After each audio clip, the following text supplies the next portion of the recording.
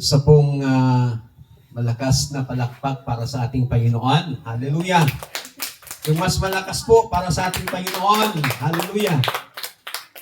Nabasa na po yung ating pong teksto kanina sa aklat po ng Joshua chapter 24 verses 14 to 18. Nais ko lamang pong bigyan ng tema ang mensahe ng Panginoon, Serving God. Yung paglilingkod sa Panginoon. Dito po sa ating binasa sa aklat po ni Joshua chapter 24, ito po yung pagkakataon na challenge ni Joshua ang mga Israelita na magkaroon sila ng malinaw na desisyon para sa kanilang pananampalataya. Pagkatapos na ipaalala ni Joshua sa kanila kung ano yung ginawa ng Diyos sa kanilang mga buhay, and then tinawag niya, pinagsabihan niyang mga Israelita na dapat magkaroon sila ng pagkatakot sa Panginoon, magkaroon sila ng tapat na paglilingkod sa Diyos, at kinakailangang iwaksi nila o tanggalin nila yung mga Diyos-Diyusan na kanila pong sinasamba. At dito po ang sinabi ng mga tao kay Joshua, sumagot ang mga Israelita na nagdideklara ng kanilang commitment sa paglilingkod sa Panginoon sapagkat kinikilala nila na ang Diyos lamang ang tangi nilang tagapagligtas. So itong talata pong ito ay ipinapaalala po sa atin na ang paglilingkod sa Diyos ay isa pong choice, isa pong pagpapasya, isa pong pagpipili na kung saan ay ginagawa natin ito na may buong pasasalamat, buong loyalty, at buong katapatan at buong pagsunod sa ating pong Panginoon. Ang sabi po dito ni Joshua, sabi niya, kaya ngayon, sambahin ninyo si Yahweh at paglingkuran ninyo siya ng buong puso't katapatan. Alisin ninyo ang mga Diyos-Diyusang dating sinasamba ng inyong mga ninuno sa Mesopotamia at sa Ehipto. Si Yahweh lamang ang inyong paglingkuran. Kung ayaw ninyong maglingkod kay Yahweh, pumili kayo ngayon kung sinong inyong paglilingkuran. Ang mga Diyos na pinaglingkuran ng inyong mga ninuno sa Mesopotamia o ang mga Diyos ng mga Moryo na sinasamba dito sa lupaing inyong tinitirhan, ngunit para sa akin at sa aking sambahayan, kay Yahweh kami maglilingkod. Ang sabi ng mga Israelita kay Joshua, yung kanila pong ginawang decision, sabi nila, as for me and my house, we will serve the Lord. Ako, kami, at ang aming buong sambayanan, maglilingkod kay Yahweh. Serving God is not just something we do. It is who we are believers. Ang paglilingkod sa Panginoon ay hindi lamang isang bagay na ginagawa po natin. Ito po ay kung sino yung mga naniniwala at nananampalataya sa ating Panginoon. God calls every Christian not just leaders, but to serve Him. Ang Panginoon ay hindi lang siya tumatawag ng mga leader, but tumatawag din siya ng mga maglilingkod sa Kanya. Katulad ng ginawa ni Joshua, pinapili niya ang mga Israelita kung kanino sila maglilingkod. At ang decision ng mga Israelita, sila at ang kanilang buong sambayanan ay maglilingkod sa Panginoon. Sa panahon po natin ngayon, ang Diyos ay still na tumatawag sa mga tao na sinong gustong maglingkod sa Kanya ng tapat. Ang tanong po natin, naaalala po ba natin bakit tayo naglilingkod sa Diyos? Do we remember why we serve God? Bakit ka naglilingkod sa Panginoon? Bakit mo ginagawang maglingkod? Bakit mo ginagawang paglingkuran ang Panginoon? Titingnan po natin ngayon dito mga kapatid, yung mga bagay kung bakit natin pinaglilingkuran ang Panginoon. At dito, ipapaalala sa atin ng Diyos sa pamamagitan ng kanyang banal na Espiritu why we serve God. Number one, serving God is a personal decision. Ang paglilingkod sa Diyos ay personal na desisyon ng isang tao. Hindi po sapilitan ang paglilingkod sa Panginoon. That is your personal decision. That is my personal decision. Yung paglilingkod sa Panginoon. Serving God is a deliberate choice. Everyone must choose whom they will serve. Kailangan ang bawat isa po sa atin ay mamili kung kanino tayo maglilingkod. Serving God is not inherited or automatic. It is a personal choice. Yung paglilingkod sa Panginoon ay hindi po ito namamana. Kundi ito po ay isang personal nating decision. Kaya nga pinapili ni Joshua ang mga Israelita kung kanino sila maglilingkod. Kung maalala po natin yung kwento ng mga Israelita nung sila'y nasa Ehipto. Nung sila'y nasa Ehipto, grabe po yung hirap na kanila pong naranasan. Wala po silang freedom. Alila po sila. Kailangang magtrabaho sila. May oras yung kanilang trabaho at habang sila'y nagtatrabaho, meron pong mga nakabantay sa kanila. Bawal ang magpahinga sa kanila noon. At ayon sa Biblia, yung kalagayan ng Israelita doon sa Egypt ay kawawang-kawawa ang mga ito. Dahil labis po silang pinapahirapan. But dumating yung time na nakita ng Panginoon yung kanilang paghirap, kaya gusto niya silang alisin from Egypt at dadalhin doon sa lupang ipinangako ng Panginoon. Sumula noong sila'y inalis ng Diyos doon sa Ehipto, sa kanila pong paglalakbay, papunta doon sa lupang ipinangako ng Panginoon, doon sa land of Canaan, iba't iba pong mga trahedya, iba't iba hong mga pagsubok, iba't iba hong mga problema ang kanila pong naranasan sa kanilang daraanan, but still, sila po ay nagpatuloy sa paglilingkod, nagpatuloy sa kanilang paglalakbay. Kaya dito ipinaalala sa kanila ni Joshua kung gaano kabuti, kung gaano kadakila ang Panginoon. At pagkatapos noon, pinapili niya ngayon itong mga Israelita. Ang sabi ni Joshua, mamili kayo ngayon. Kung ayaw ninyong maglingkod sa Diyos, mamili kayo ngayon kung kanino kayo maglilingkod. Sa Diyos ba na inyong mga ninuno na nasa Mesopotamia?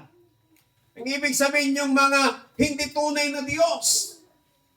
Kundi ang sabi ng Israelita, as for me and my house, we will serve the Lord. Ako at ang aking angkan ay maglilingkod sa Panginoon. Napakaliwanag sa sinabi po ng kanyang mga salita. Yung decision ginawa ng mga Israelita. Hindi sila pinilit ni Joshua, kundi pinapili sila ni Joshua at nagkaroon ng decision, personal decision, itong mga Israelita. At ang sinasabi po ng Matthew chapter 6 verse 24, we cannot serve God or we cannot serve two masters. Hindi tayo pwedeng maglingkod sa dalawang Panginoon. Why? Kapag naglilingkod tayo sa dalawang Panginoon, mamahalin mo ang isa, kapupuutan mo ang isa. Kaya dapat sa paglilingkod sa Panginoon, we must have a decision. Serving God requires acknowledging His Lordship. Yung paglilingkod sa Panginoon ay kinikilala yung pagkadiyos ng ating Panginoon. Kinakailangan kilalanin natin siya as our Creator, as our Master, as our Savior. Service begins when we honor God above all else. Nagsisimula yung paglilingkod mo sa Panginoon kapag kinikilala mo kung sino ang Diyos sa buhay mo. Kapag sinimulan mong kilalanin ang Panginoon na siya ang tunay na Diyos, na siya ang tagapagligtas, na siya ang makapangyarihang Diyos. Kaya sa umagang ito mga kapatid, serving God is a personal decision. Pangalawa, serving God requires total commitment. Ang paglilingkod sa Diyos ay nangangailangan ng kabuuang commitment. God desires our whole lives, not partial devotion. Our service is an act of worship. Ang gusto ng Panginoon, ang nais ng Panginoon ay yung buong puso na paglilingkod natin sa Kanya. Yung buo na ibibigay natin ang ating buhay sa Kanya. Hindi po kalahati, hindi po 1/4, hindi po 1/8, kundi buong buo. Ibibigay natin ang ating buhay sa Panginoon. Why? Dahil ang ating paglilingkod sa Diyos is an act of worship. Yung paglilingkod natin sa Panginoon ay isang gawain ng pagsamba sa Diyos. So kapag ibinigay po natin ang ating buong puso, kapag ibinigay natin ang ating buong buhay sa Panginoon, yan po ay isang gawain ng tunay na pagsamba sa Panginoon. Half-hearted service does not honor God. Yung kalahati lamang ng puso mo ang ibinibigay mo sa Panginoon. Yung kalahati lamang ng buhay mo, yung kalahati lamang ng oras mo ang ibinibigay mo sa Panginoon. Hindi po ito nakakalugod sa Panginoon.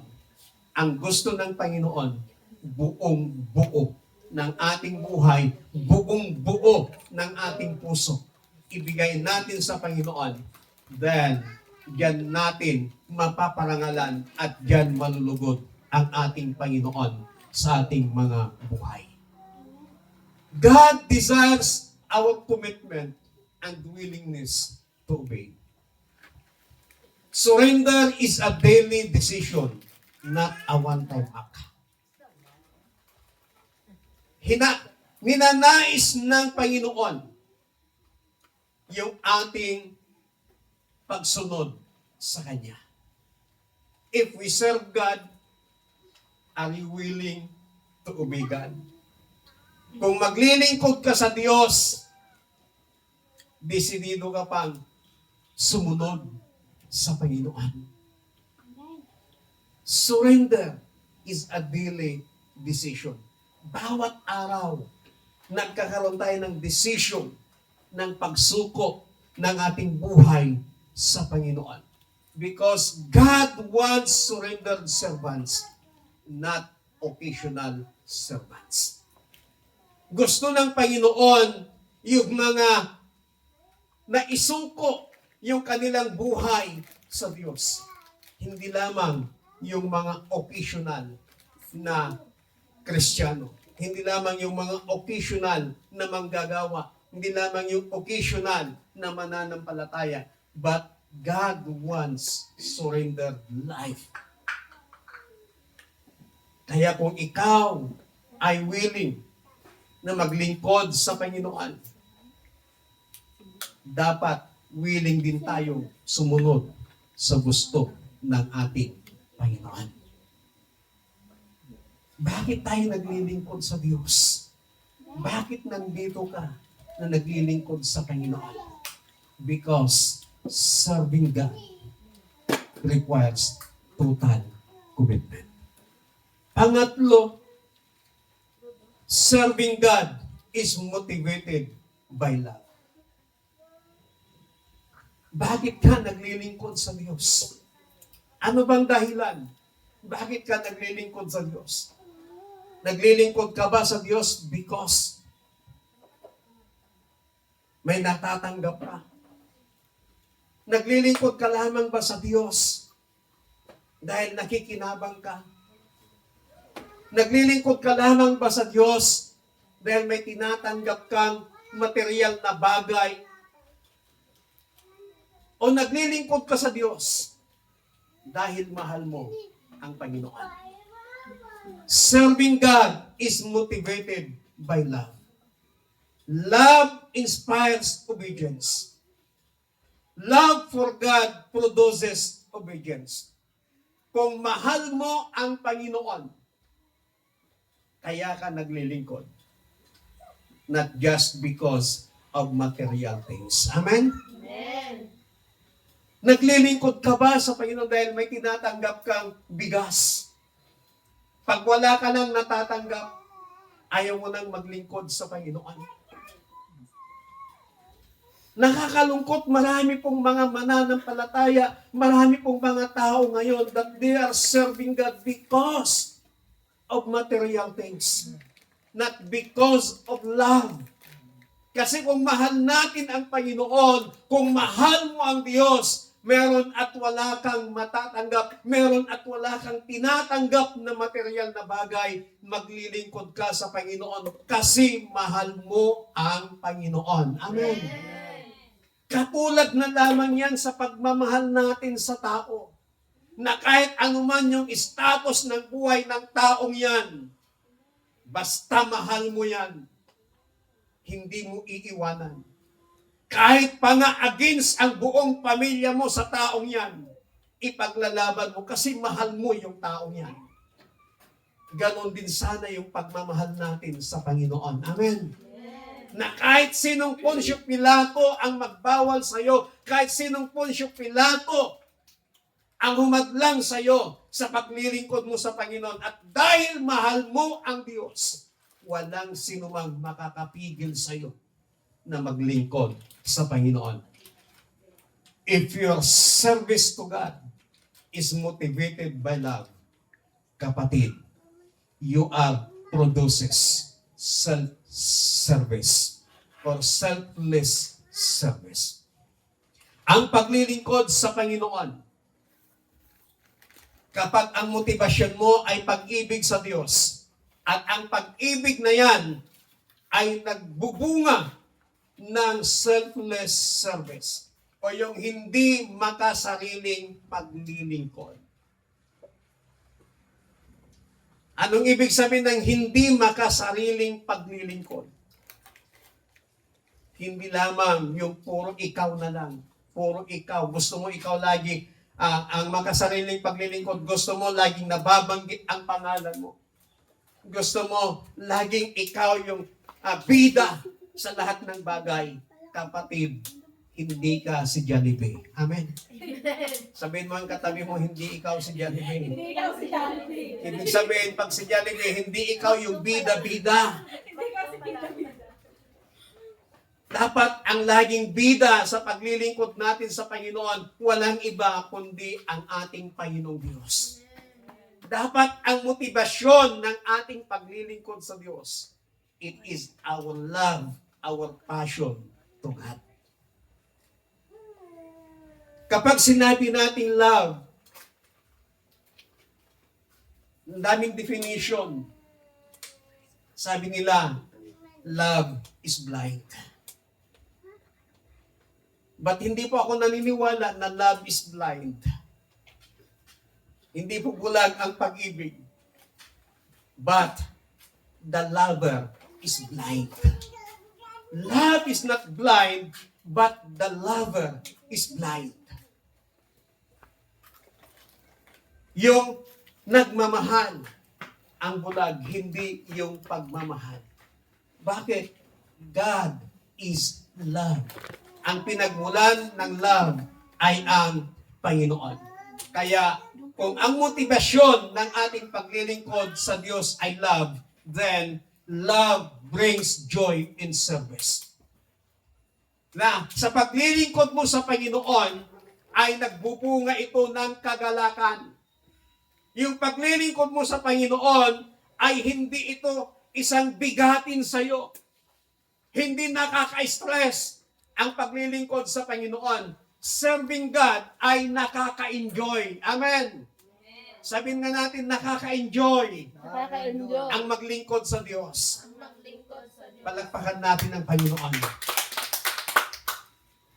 Kaya ka nag-i-enjoy na naglilingkod sa Panginoon, whatever happens, whatever things, whatever trials, whatever problems na maranasan mo sa iyong buhay, because namumutivate ka ng pagmamahal mo sa Panginoon. At dahil mahal mo ang Panginoon, hindi mo tinitingnan yung mga problema, hindi mo tinitingnan yung mga pagsubok, hindi mo tinitingnan yung mga bagay na humahad lang sa iyo para ipagpatuloy yung paglilingkod mo sa Diyos. Dahil mahal mo ang Panginoon, then nag-i-enjoy ka sa paglilingkod sa Panginoon. Nakaka-enjoy po dapat ang paglilingkod sa Diyos. Hindi po isang bigatin. Hindi nakaka-stress ang paglilingkod sa Panginoon. Kaya dapat mga kapatid, sa umagang ito, dapat yung paglilingkod natin sa Diyos ang nagmumotivate sa atin. Yung motivasyon sana ng paglilingkod natin sa Diyos, walang iba kundi ang ating pagmamahal, ang ating passion, yung ating commitment sa ating pong Panginoon. Panghuli at ang pang-apat, serving God follows the example of Jesus. Yung paglilingkod sa Diyos ay dapat sinusunod yung ihemplo ng ating Panginoon. Ano ba yung examples ni Jesus? Jesus served with humility and compassion. Yung paglilingkod ni Jesus ay pagpapakumbaba at punong-puno ng pagmamahal. Sa ating paglilingkod sa Diyos, kapag sinunod natin yung ginawa ni Jesus, dapat wala sa atin yung pagpapaimbabaw. Dapat wala sa atin yung pagpapasikat. Dapat wala sa atin yung pabida. Dapat wala sa atin yung galit. Dapat wala sa atin yung puot. Dapat wala sa atin yung tampo. Ang paglilingkod sa Panginoon, magkaroon tayo ng pagpapakumbaba, magkaroon tayo ng compassion sa tao, pagmamahal sa tao. Si Jesus, kahit anong ginawa sa kanya, siniraan, dinura-duraan, kinutya, binuli si Jesus. Kung ano-ano pang mga ginawa sa kanya, pinagsasaktan, physical, tinatawanan, but still, ipinakita pa rin ni Jesus yung kanyang kapakumbabaan. At ipinakita pa rin ni Jesus yung kanyang pagmamahal sa tao. Greatness in God's kingdom is found in serving others. We serve God because Christ first served us. Christ is our model for service. Sino pong laging pumapasok sa SM? Once a year. Kapag napasok kayo sa SM, siguro naririnig nyo yung sinisigaw nila na happy to serve. Naririnig nyo ba yan pag pumapasok kayo sa SM? Sinasabi nila, happy to serve. Ngayon, hindi lamang dapat sa SM na masayang maglingkod. Dapat ganon din sa atin. Happy to serve God. Amen? Amen. Amen. Amen. Sigaw nga natin, happy to serve God. Happy to serve God. Yung mas malakas, Happy to serve God. palakpakan natin ang Panginoon. Kaya sa umagang ito, kapatid, alam mo na ba ang dahilan?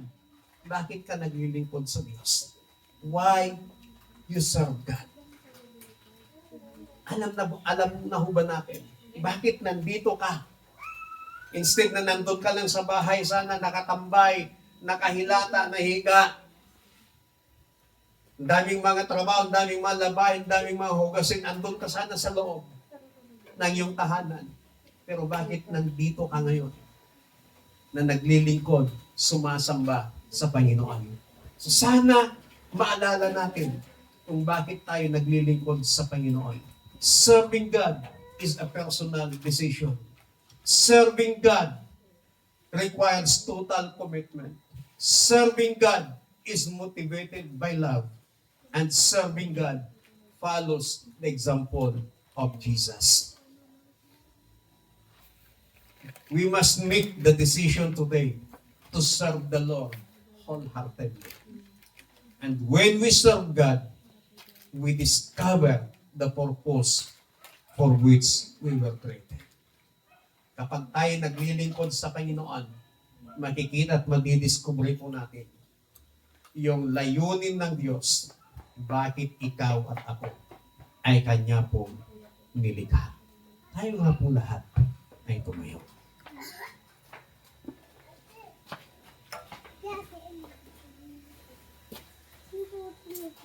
Nawa sa umagang ito, alam na ho natin yung dahilan bakit tayo naglilingkod sa Diyos. Nawa yung paglilingkod natin sa Panginoon, the motivation is love, yung pagmamahal natin sa Panginoon. Minsan nga po nating awitin yung inawit natin kanina sa worship, ang cross ng Kalbaryo. Hallelujah.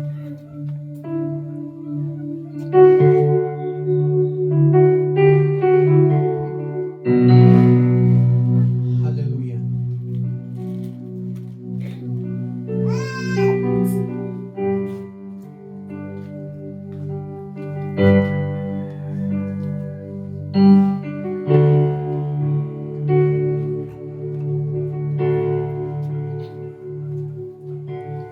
Cross ng Kalbaryo,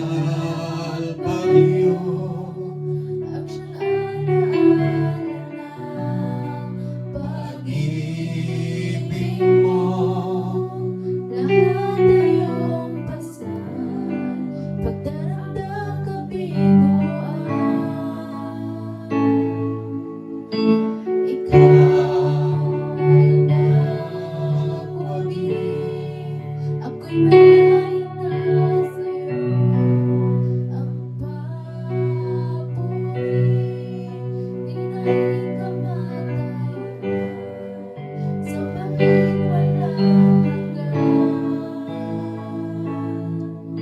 dakila ang pag-ibig mo, Jesus. Dakila ang pag-ibig mo, Jesus. Dalangin ko'y mapalapit sa'yo. Nais ko ang presensya mo. Dakila ang pag-ibig mo, Jesus. Dakila ang Pag-ibig mo, Jesus, dalangin ko'y mapalapit sa'yo.